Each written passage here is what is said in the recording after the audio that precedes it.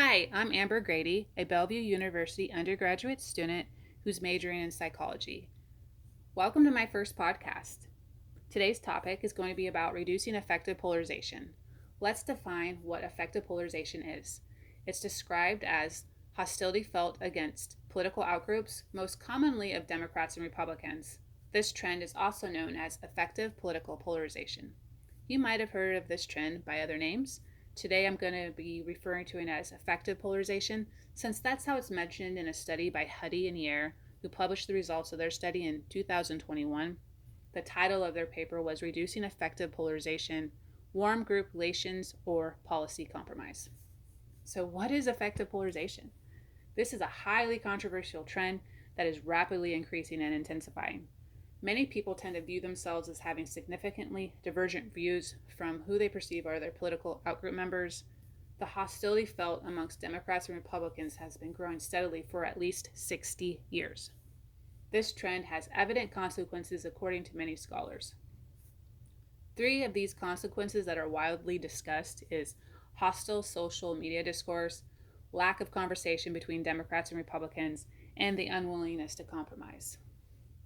The social media component is a relatively newer piece that's been widely researched. The lack of conversation and unwillingness to compromise between Democrats and Republicans is a great interest to researchers, and because they see it as impacting society's well-being. Scholars are also interested in exploring strategies that may reduce this level of hostility. Past research suggests that affective polarization is intensifying because of elite ideological differences, diverse range of policy views of the public, partisans who are invested in politicians with strong oppositional views, significantly different worldviews, lifestyles, and group allegiances. Leaders have a significant influence of shaping group norms. Political leaders are often seen attacking the identity of outgroup members. This behavior increases leading up to elections or while proposing policy changes. Political leaders and the media often attack the character of political outgroups.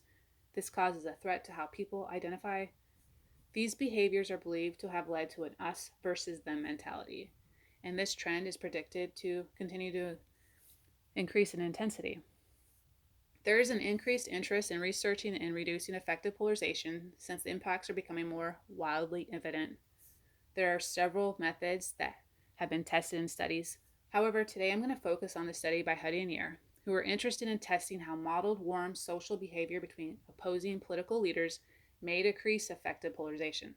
They wanted to compare those results with how people would respond after observing policy compromise between leaders of opposing political affiliations. And it's important to note that this study began in 2018, and certain political controversial issues were popular then, and they decided to include those as examples in their study. Huddy and Yair surveyed participants to obtain a baseline of affective polarization.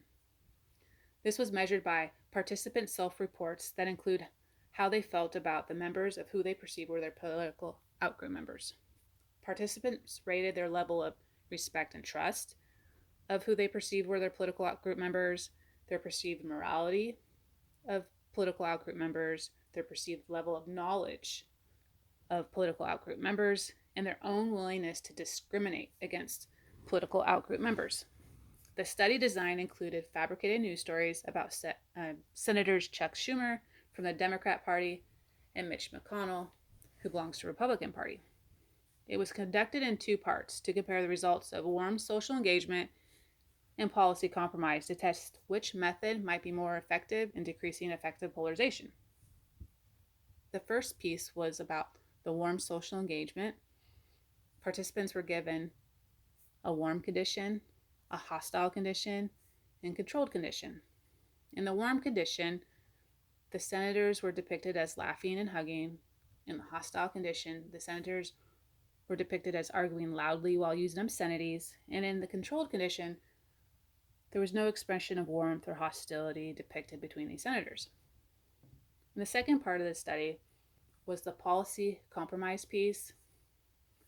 This is where the researchers used an immigration issue to measure how the participants' affective polarization might increase or decrease depending on whether or not the political opposition compromised or whether their in-group political leader compromised.